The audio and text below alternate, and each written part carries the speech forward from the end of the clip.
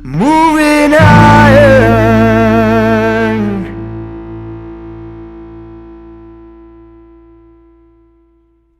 Hello and welcome to Moving Iron Podcast number 310. This edition of Moving Iron Podcast is brought to you by AgDirect. No matter how you buy your ag equipment, whether it's from a dealer, an auction, or a private party, AgDirect can help you finance it. You can even apply online at agdirect.com. Learn more about your financing options at agdirect.com. I've got Tanner Emke from CoBank back on here to talk about what's happening out there in the overall marketplace. Tanner, how you doing, man? Doing great, Casey. Great to be back. Yeah, we've got we never run out of things to talk about. Tanner, come on here. You know, we always got something to talk about. So that keeps us employed. It does. That's good job security. You're exactly right. So we're kind of spitballing this before we got going. We rambled off a list of about 10 things and we kind of narrowed it back down to 3. And to me, I think they're the 3 more important things on in the marketplace right now as we see things kind of start to unfold. One is we've got some news from the Fed, and they kind of act like they're gonna maybe not go guns a-blazing, but still just they're still gonna be shooting from the hip a little bit here, trying to see what happens. So we got that going, coming at us. We've got this railroad strike thing. That's a big deal. If that doesn't get resolved, that could be a bigger issue. And then you've got, probably 2 more of the bigger things out there is what's happening with China right now and the protests we see happening there and the COVID shutdowns and how that's affecting trade in general. And then we're starting to see some more shipments move out of the Black Sea corridor out of Ukraine there. So there's a lot of that stuff going on, and we're seeing some movement in all those places. So I guess, Tanner, where do you want to start at? You want to start with the railroad thing first and go from there? Or you want to see? Sure. Well, actually, let's start with the Fed because that's kind of an easy one. Right. I mean, that's been talked about a lot. So Jay Powell came out today and said that they're willing to take their foot off the brake a little bit on interest rates instead of raising rates 75 basis points like they have in the last 4 meetings. They're looking at taking their foot off just a little bit more, and I think the market is probably pricing in an interest rate hike of 50 basis points, and that's meaningful because they've been raising rates consistently since March to cool off inflation, to slow down the rate of borrowing, to slow down purchases, and to allow the supply chains to catch up and allow supplies to increase and therefore bring prices down. So now that we have some data that has come in through the BLS on inflation, it appears as though the worst of inflation is probably behind us, but that doesn't mean we will not have inflation going forward. Excuse me, we have an office assistant here. And this is her education here on the economy. Right, she's going to grow up to be an economist. There you go. So the path forward here is probably one of more rate increases, but not to the extremes that we've seen in the past, because the highs are probably in on inflation, and we're probably going to see. Sorry. It's all right. All right. Okay, we're going to have a little. She's not going to go. We're probably going to see inflation cool down a little bit. It's not going to be as high, but we're not going to be seeing inflation going away. It's going to be persistent because of all the labor issues in the economy, and so for that reason alone, the Fed cannot turn away or turn its back on inflation. It's got to keep its hand on the lever and throttling the pace of inflation. And Jay Powell also cannot convince or lead the market to believe that they're done, because the last time he did that, the markets rallied significantly, and it had the opposite effect of raising interest rates. It increased liquidity in the economy, and that was the unintended consequence of him being reckless in his language. So he was very clear in his language today that the job is not done and more rate increases are in the offing. Yeah. So when you're looking at those interest rates now, and let's say they do back off a little bit, especially in the environment that we're in now. So, I mean, in theory, you're not really seeing a big rewind back. of the overall market, really. So you're looking at simple. I mean, I would imagine lending institutions are going to leave a very similar rates the way they are, and they're going to have a very similar overall marketplace. But I guess when you're thinking about that, do you really anticipate seeing a big change in interest rates because of that? Yeah, interest rate. Sorry, That's Casey. all right, man. No problem. Interest rates are going to continue to go up, and so I think those costs are going to, the cost of funds is going to keep going up, and so in the months ahead, that's probably going to be the path that we're on. And for all borrowers out there, they could probably anticipate rates continuing to increase. Okay. All right. So long term, I mean, going through 23, obviously they've made some remarks back to what March might look like, and that could be we're not going to stop. We're not going to start bringing back interest rates, but if anything, we just kind of stay where we're at for a while and kind of keep cruising at that range. Yeah, I think the market was anticipating that the Fed will raise rates into March, but they're free to change their mind at any time they like. The Fed's stated goal is 2% on inflation. And there's a long ways to go to get down to 2% from 8 point something is where we've been recently. They got a long ways to go to get there. Yeah, they got a fair amount of ground to cover there. So, all right. So on that front, looks like everything's going to stay the same. Still moving forward the same way they are. Are you seeing anything from working with the people you're working with on the dairy side and those kind of things where you're starting to see some, contraction, I guess, of the market and supply and demand out there? Are you starting to see some movement there?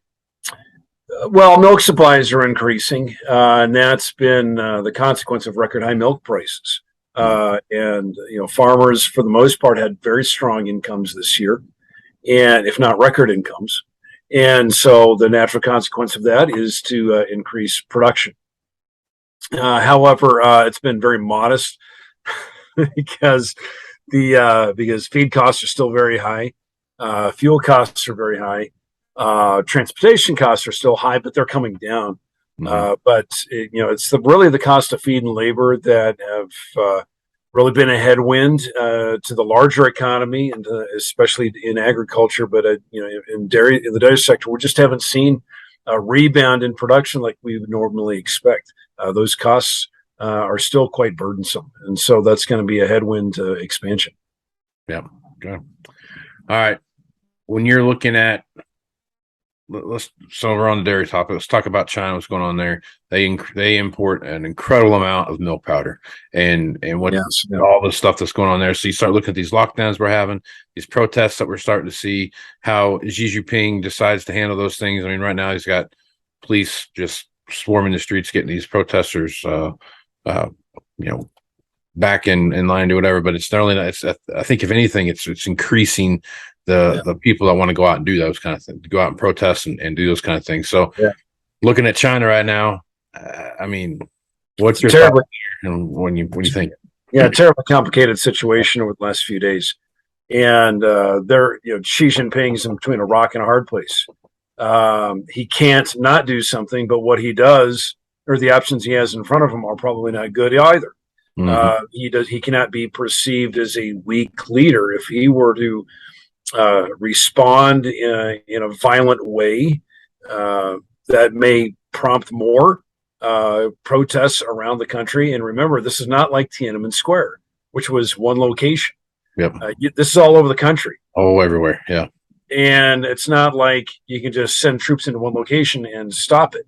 And so they're probably going to try to come up with some sort of negotiation where they become more lax on their COVID restrictions and more or less restrictive on movement and quarantines and things like that. But at the same time, they're probably going to try to find a few leaders that are in charge of these protests and silence them. And who knows what that means. Yeah. So I think, it's a mixed bag probably of how China's going to probably try to respond to this. And it's probably nothing is going to go well because this is so widespread. And I think the the accepted view here is that the business climate is not going to be good going forward. That's not going to be good for the Chinese economy. And they're already expected to have the slowest economic growth in several decades now in this year. And that's probably going to carry over in the next year. And so the concern here is that with the slowing Chinese economy, we're going to have slower demand for our agricultural products. That's the concern going forward. And plus, they have, there's all these other issues like a strong currency that the U.S. dollar or the strong U.S. dollar that creates a further or additional headwinds. But really, in China, the biggest dairy importer in the world and a major animal protein importer as well, we got some headwinds here. Yeah. So you hit on something I was thinking about the other day, that the strong U.S. dollar. Then you start talking about what's happening in China. If everything picks up like we're seeing in Brazil with these, they're predicting the biggest crops ever, which they do that every year. It's not anything different than normal, but looking at that and say that does happen. World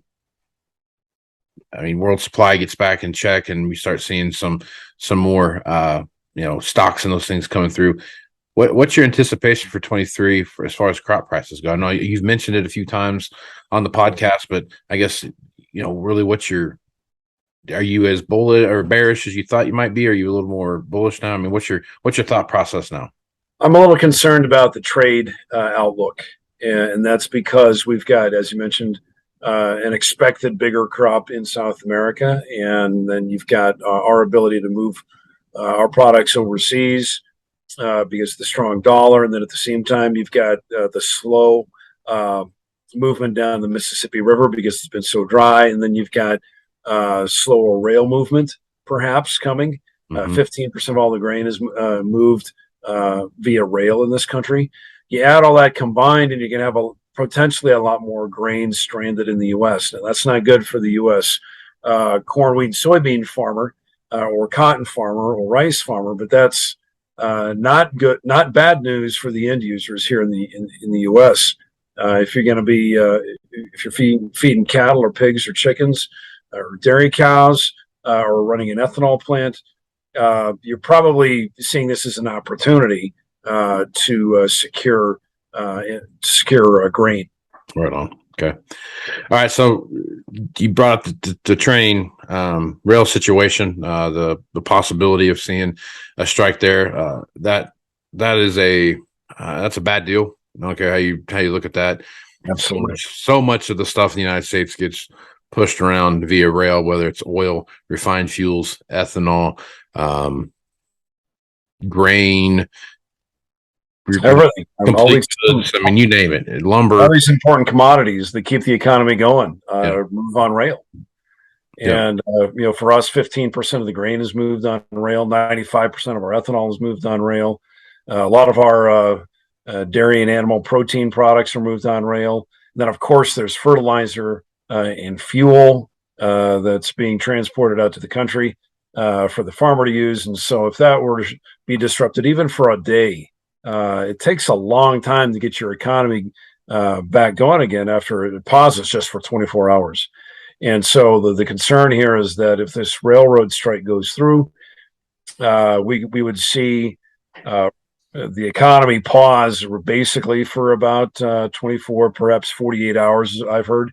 The last time there was a strike was 1991, and Congress, through their powers, through the Railroad Labor Act, I believe it's called, their powers were able to get it back going, and that was signed into law. And it was signed immediately by President George H.W. Bush.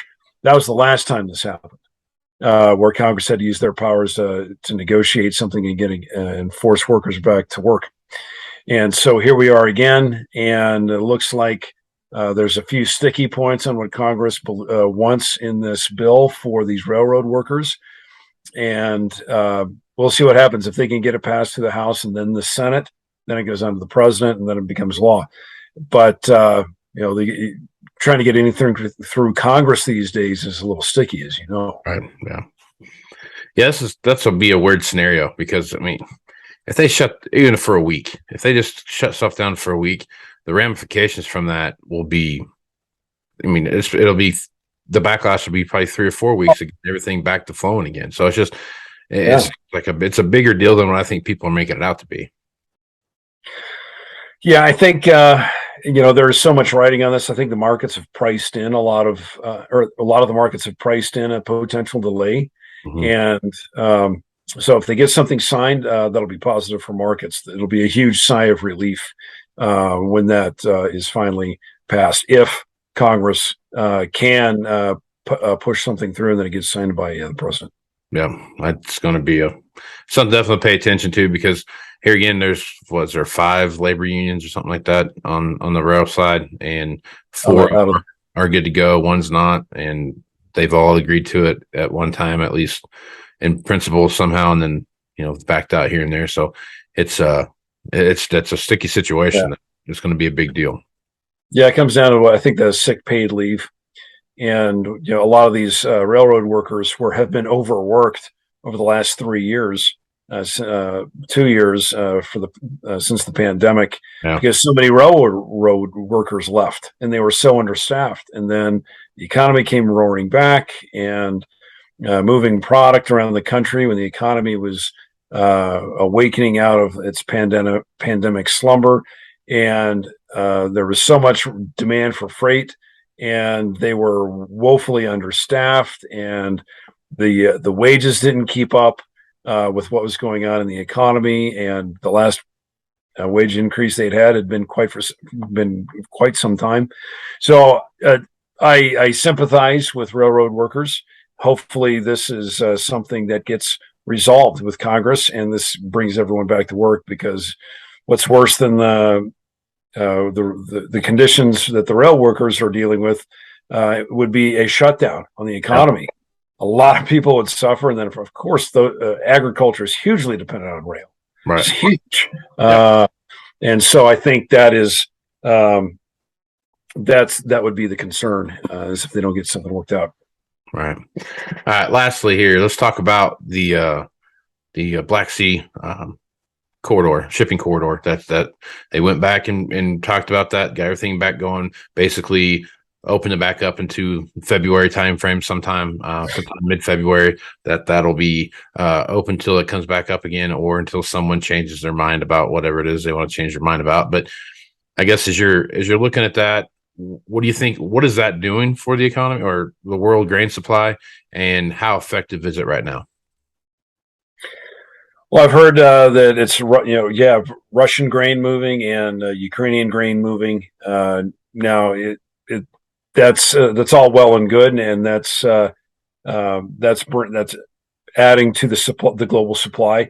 I think the longer view here is that how long does that agreement hold? Because Vladimir Putin is really trying to shut down the Ukrainian economy by hitting these power stations with rockets, and hit the Ukrainians as hard as he can during these cold winter months, and really showing no mercy, trying to break their will. So you have to wonder how long he would be willing to continue that agreement. But then the longer view here is that you've already lost a lot of acreage in that part of the world, with Russia bombing all kinds of infrastructure and farm fields and things like that are so important for the agricultural economy. And I think the thinking here is that although we have movement of grain right now, the concern is that going forward, we've lost so much infrastructure and production capacity. Ukraine is not going to be coming back to the level it once was before. Right. A lot of these grain supplies are from old crop, and so are they going to be able to maintain this level of shipment going forward? Well, with so much of their infrastructure gone, and it's hard to say, but it's probably not the case going forward. Yeah. Do you forever foresee Ukrainian grain going through Poland, up through like into Germany, maybe being shipped out of Bremerhaven? I mean, I don't even know what the capacity for grain being shipped out of that port looks like, but do you see something like that ever transpiring? It's hard to do that on rail. It's because they have different gauges of rail. Yeah. So trying to offload from at the border from one train to another is extremely cumbersome, and It's not easily done. It can be done, but it's not done efficiently or quickly by any means. So I guess if you're desperate enough, you can make it happen. But really, that corridor out the Black Sea is the way to do it. Yeah. Okay. Well, we have a lot of stuff happening right now, and you're looking at your kind of crystal ball here going through the end of the year. What's your thoughts here on 22 going into 23? Well, it's a timely question, Casey. We've got our year ahead outlook from CoBank coming out here in the next couple of weeks, and on the big picture for the ag economy is that we're bracing for margin compression with commodity prices coming down off the record highs that we saw this year, and then cost of production going up because those production costs are fairly sticky, and so we're going to see a bit of margin compression. Now, you remember though, this was a pretty phenomenally good year for a lot of farmers and ranchers. Yeah, and so that being said, you never want to see farm income go down too much. right. And so I think that's the question going into 2023 is how much of a compression are we going to see in farm income? Right. Really, it's really going to depend upon what the cost of production is. Right. Okay. Well, Tanner, I appreciate you being on. Folks want to reach out to you, get more information about what you got going on at CoBank. What's the best way to do that? They can reach us at cobank.com. That's the easiest way to find our research and to contact any of the analysts in our group, Knowledge Exchange. Right on. Okay. Tanner, appreciate you being on, and you got to get a sidekick there to help you through the rest of the podcast there, man. I get most of my intelligence from her, actually. You and me both. So yeah, things are working out nice. Appreciate it, man. Thanks for being on. Thanks, Casey. Right on. I'm Casey Seymour with Moving Iron Podcast. Check me out on Facebook, Twitter, and Instagram at Moving Iron LLC. You can go to LinkedIn at Moving Iron Podcast. You can also go to Moving Iron Podcast YouTube channel where you can see the video version of this podcast here. Tanner, you're on some social media stuff. You're out on Twitter. What's your Twitter handle? My Twitter handle is my first name, last name, Tanner Emke, TANNEREHMKE. Right on, man. Okay. So check that out there. He put some good stuff out there. So check that out. So anything Moving Iron related, go to MovingIronLLC.com and we'll go from there. So Casey Seymour with Tanner Emke. Exclusive Smart folks. Out. Moving iron in the 21st century. Hardworking people working hard for you and me. Moving iron time and time again. Through the years you'll find us here.